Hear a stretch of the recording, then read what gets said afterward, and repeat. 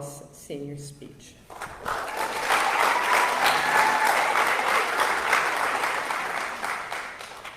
In many ways, Prep has been a true home for Haylie through many, many years. She's been here since she was a little wee one. She's served in the student section club, the prom committee. She's played volleyball. She's been part of the varsity cheer team for the basketball season, and she manages the baseball team. She's joined today by a rash of Gillikins who are cousins to her, who have supported her through recent years as they have supported her brother Hunter, who joins us today. Also, we have Julia Campbell, who has known her since she was a tiny one. And Julia was her babysitter for many years. So we welcome Mark and Angel Gillikin and Ashley and Kyle Gillikin. Please join me in giving them a warm welcome.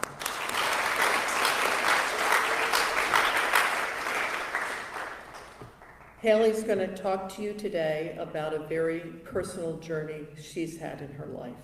Please welcome her.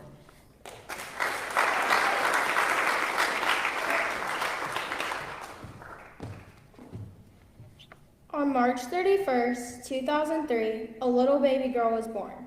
When her parents were swaddling and gazing into her little baby blue eyes, they noticed something was a little off. Yes, that baby is me.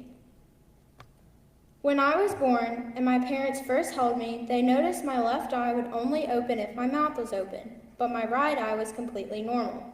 While everyone in the delivery room was shocked and confused with the issue, several tests were done and the doctors had discovered I was born with an extremely rare eye condition called Marcus Gunn jaw winking ptosis. For short, it is referred to as Marcus Gunn. It is defined on rarediseases.org as, quote, a rare genetic disorder that is usually present at birth. It is characterized by the movement of one upper eyelid in a rapid rising motion each time the jaw moves, end quote. To this day, not very much is known about Marcus Gunn because of its severe rareness. Only about 300 cases have been medically reported in the world. Marcus Gunn was first discovered in the year 1833 by a Scottish ophthalmologist named Dr. Robert Marcus Gunn. This disorder was first reported in a 15-year-old girl who had drooping of the eyelid and sporadic movement of her eye while the jaw had the slightest bit of movement. So what causes Marcus Gunn? The cause of this disorder is still unknown to this day. All that is known is that there's a poor connection between the nerves and muscles that stimulate and cause the particular eye to move around while the jaw is in any type of motion. People with Marcus Gunn normally do not have any family history of the disorder and do not pass it down to their children. Marcus Gunn can be present in both genders at birth.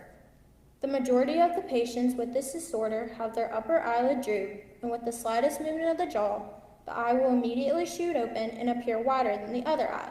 This becomes noticed easily while the baby is being fed. While the baby is feeding, the connection between the nerves and muscles causes the eyelid to move all around as the baby is using their jaw muscle. So that doesn't happen, but she doesn't have a disc condition. Associated with it is ptosis, and some are mild, some are moderate, and some are severe, depending on how many millimeters below the eyelid is over the pupil. And this corrective surgery within ocular. Individuals with this disorder may experience crossing of the eyes, what looks like a lazy eye, a difference in vision between both eyes, complete loss of vision in one eye or partial vision loss, drooping of the eyelid, and involuntary movement of the upper eyelid with slight movement of the jaw. Although it may not be needed in every case of Marcus Gunn, surgery is just about the only treatment you can have. If one has a less severe case, then cosmetic surgery is most likely all you can do. In more severe cases, the jaw winking part of the disorder will be corrected with 1 to 2 surgeries, along with several facial reconstruction and cosmetic surgeries. There is not much you can do about vision loss. It is possible to have prescribed glasses to help the vision improve as much as possible, but for severe vision loss, you're pretty much stuck with it. While growing up with this disorder, I faced a lot of challenges. I have one of the more severe cases in my left eye. In almost all of my baby pictures, my mouth is wide open to try and capture both eyes open. I would have to open my mouth all the way to have my eye open all the way.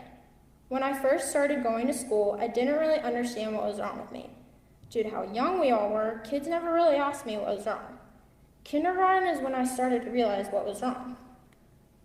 Jackson, just to clarify, I wasn't winking at you in preschool. I'm so sorry I've led you on all these years. Kids every day would ask me what's wrong, make fun of me for winking all the time, and bombard me with questions on how I had this weird winking problem. I finally had enough of the questions and asked my parents to please take me to the doctor to fix me so I was normal like all the other kids in my class. My parents searched out and found no doctor who had ever heard of this rare disorder in the area. My physician at the time recommended wearing an eye patch over my right eye for several hours a day, thinking it would improve my vision. What was even more disappointing to hear was that I wasn't allowed to have the pirate eye patch because those were only for boys. So I was given a neon pink cheetah print one. I was not having it with that patch. Miss Ingram would catch me taking it off almost every day. Finally, after a year of searching, my parents found a plastic surgeon in Atlanta named Dr. Clinton D. McCord. Dr. McCord also happened to be an ophthalmology specialist, which is, quote, the branch of medicine concerned with the study and treatment of disorders and diseases of the eye, end quote. After meeting Dr. McCord, we had made the decision to fix the issue with the jaw winking, and then after recovery, moved into facial reconstruction and cosmetic surgery. On the day of my first surgery, I was scared out of my mind and could not stop freaking out. Thankfully, I had both my parents right by my side and my little puppy, Mr. Wiggles. Several hours after the first surgery was complete, I remember waking up and not being able to see a thing. I instantly fell asleep on the way home and slept the rest of the day. The next morning, I was eating breakfast, and my mom took a quick picture to show me what I looked like. For those of you in the audience that get kind of queasy with the little blood and stitches, I recommend not looking.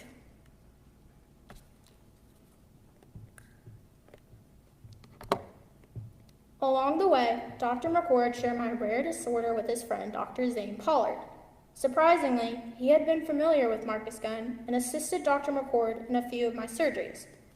To make me feel as comfortable as possible, for each surgery, I was allowed to take a rubber chicken that when you squeezed it hard enough, an egg popped out.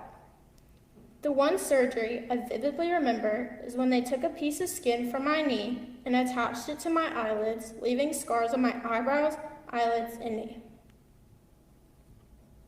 A couple years, hundreds of stitches, many scars, and countless drives to Atlanta, the last surgery finally arrived. All the surgeries went extremely well according to both doctors, and I was finally finished.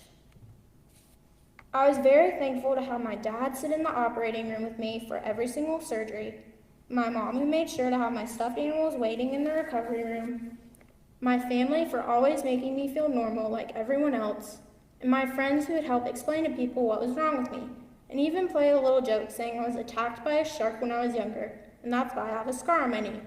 But soon after, we would explain what it's really from. Growing up for 17 years, I have been asked this one question the most. What do you see out of your eye? That is one of the most frustrating questions to answer. How do you describe to one person how you see? I normally just tell people I pretty much use my right eye for everything and hardly use the left. Imagine you're swimming in a pool and open your eyes. It's blurry, right? That's how my vision is in my left eye. I decided to take an image and make it look like what my left eye would see if I shut my right one. I asked a few people what they thought this image was. Virginia Chu said, a bunny holding flowers. Mary Frances Ingram replied with, a squirrel holding a Sprite can. Cole Bissell stared at it and said, a naked Barbie doll. Finally, I asked Mr. Giles. He stared at the image and was in complete silence. Yes, Mr. Giles was actually speechless. He said that he had no friendly clue.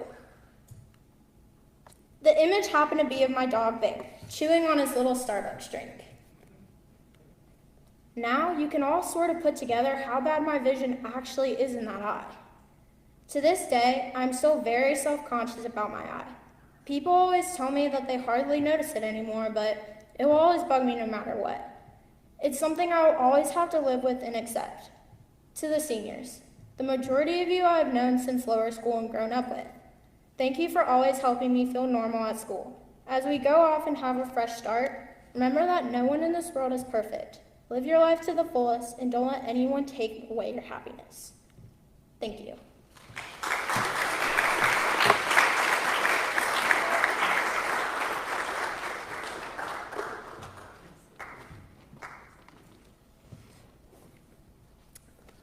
Thank you, Haylie. The thing I noticed most about Haylie wasn't her eye. It was always her perfect posture. And I asked her about it one day, and she blamed it on her piano teacher. So, although she thinks everybody notices her eye first, I noticed her perfect posture. So, she will walk the room and greet you all. Thank you.